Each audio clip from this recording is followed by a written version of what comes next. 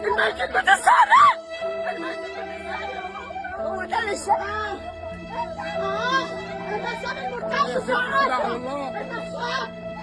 العروسة اللي حضراتكم شايفينها ساندة على عريسها وفرحانة وهي بتتصور جنبه، ما تعرفش ان هي بتكتب نهايتها بايديها، عشان بمرور ايام العريس هيخلص عليها. ومش موتة عادية، دي موتة زي اللي بيجي في الافلام، موتة 3D زي ما بيتقال، عشان العريس مسك السكينة وجاب كل اللي جواها عشان يقول لها اللي في بطنك ده مش ابني. بالرغم اللي هم عملوا ليلة الدخلة مع بعض، بالرغم ان كانت فرحتهم شاهد عليها كل الجيران، لكن في حاجة خلته يشك فيها ويقول لها عشيقك كان معانا ليلة الدخلة. النهاردة هنعرف مع بعض الكواليس والتفاصيل والمفاجآت اللي محتاجة كلنا نقف قدامها. وقبل ما نبتدي فيها، كل بيشوفنا كده صلى على النبي، عشان هي أجمل حاجة نبتدي بيها أي حكاية، هي اللي هتنفعنا يوم القيامة. أما القصة اللي هاخدكم فيها هي قصة عجيبة وغريبة، قصة كريمة اللي ما لقتش كرم في بيت عريسها، اللي عريسها قرر ان ينهي حياتها، ومش بشكل طبيعي ولا عادي، عشان اتجوزوا زيهم زي غيرهم. الفرحة ما كانتش سايعاهم، وهي كانت سندة نفسها عليه، وبتقول هو السند والعوض، وهو اللي هيفرحني وفرحتي بتكمل معاه. والكلام المعسول الحلو حلو البدايات زي ما احنا عارفين، لكن كوارث النهايات أفظع بكتير. المشاكل ما كانتش بتنتهي من بيت كريمة العروسة، على طول في خلافات وشك ومضايقات وكلام غريب. حتى لما فرحته اللي هي حامل ما بقاش فرحان، بقى بالنسبة له الشك عمال يزيد يوم عن يوم. انت ازاي حامل؟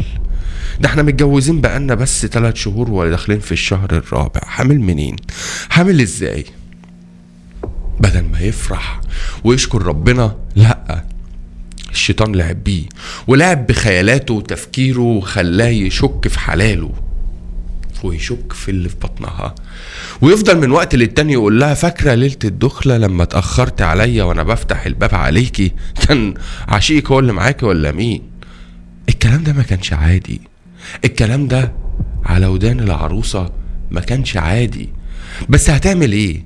هتقول لأهلها وتخرب بيتها وبعد ما بقت حامل، ولا تسكت وتقول يا رب نجيني من اللي انا فيه واهديني واهدي عريسي واهدي ابو اللي في بطني؟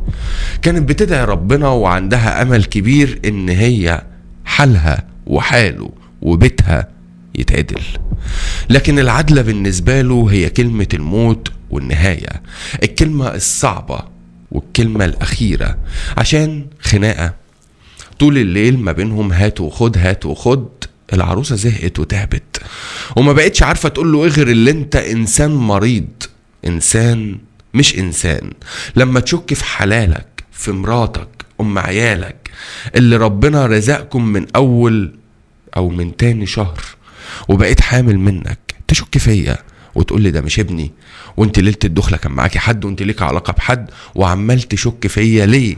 عملت لك ايه اللي ناقصنا في حياتنا؟ انت بتتعاطى ايه؟ الكلام ده نرفزه اكتر واكتر. ما كانش عايز الكلام ده، عايز اللي يريحه، يقول له ايوه يا حبيبي انا خنتك، ايوه انا ليا علاقة برجالة، ايوه انا حطيت راسك في الارض، كلام من هذا القبيل. لكن ما خدش في باله العريس ان حتى لو انت شاكك فيها ما تصبر لحد ما تخلف وتاخد تحليل DNA طلقها. لكن المريض والشيطان لما يتقابلوا مع بعض يعملوا كارثة زي اللي معانا النهاردة. والنهاردة كلمة النهاية كانت عند العريس لما الخناقة مع العروسة الوش الفجر دخل جاب السكينة خلص عليها وجاب اللي في بطنها بحملها، وبعدها ارتاح وطلع قال للجيران اللي كانوا ملمومين وبيخبطوا ومش عارفين يعملوا حاجة خلصت على مراتي، وهرب من الشقة. بعدها الجيران بلغوا الشرطة اللي حضرت للمكان ومعها الإسعاف، وبعد كده الشقة اتحولت لمسرح جريمة ما بين النيابة اللي بتعاين وما بين الشرطة اللي بتحقق وما بين الإسعاف اللي مستنية تشيل الجثة. ما بين ال3 جهات دول عندنا الأم والأب والقرايب للعروسة. حالهم عامل ازاي؟ حالتهم وضعها ايه؟ الظرف اللي بيمر بيه غير عادي. يا ريته كان سابها، يا ريته ما كان موتها. كلام كتير يتقال وأوجع أكتر بكتير لأهل العروسة اللي مش مصدقين إن بنتهم ماتت بدون سبب. والشرطة عملت عدد من الأكمنة للقبض على العريس اللي كان بالنسبة له بيبرر اللي عمله في أول مواجهة مع رجال الشرطة. موتها عشان ست خاينة لها علاقات مع رجالة. مش كفاية موتها وخد ذنبها، بيموتها مرة تانية في شرفها وهي ميتة. مش كفاية ان هو عمل حدث جلل عظيم عند ربنا، اللي اكتر من ده كله بيقول في شرفها كلام لو هو راجل ما يطلعهوش من بقه. عشان كده من المفترض ان هيتوجه ليه عدد من التهم بإذن الله مش هتخرجوا من حبل عشماوي.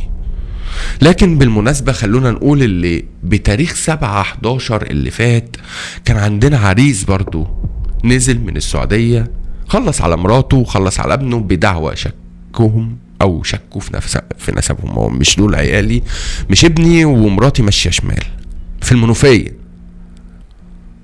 الفرق ما بينهم كام كيلو كده، في قرية جنب القرية اللي حصل فيها في اقل من شهر قصتين. اذيتكم من البيت شهر، لو هنعدي كل شهر هتلاقوا عروسة ميتة. والسبب في ده ايه؟ عدم الوعي الديني عندنا. الشباب او الرجالة بالتحديد ما بقوش رجالة، محتاجين اعادة تأهيل، اعادة تربية فكرية ودينية وتحمل مسؤولية. بعد ما بيعملوا القصة بتاعتهم بيجروا ويقولوا شك في سلوكهم، عشان ولا عايشين مرتاحين ولا ميتين مرتاحين. ايه اللي انا بقوله؟ في نفس اليوم النهاردة عندنا قصة برضو كانت غريبة كده محتاجين نقف قدامها. الجثث في القليوبية بتتسرق، تكون انت دافن لسه ابوك او امك او حد من قرايبك، تروح تزورهم تدعي لهم الفاتحة وتقرا لهم الفاتحة وتقول لهم دعائين، ما تلاقوهمش اصلا. ده اللي حصل في الخصوص بالقليوبية. ايوه صوروا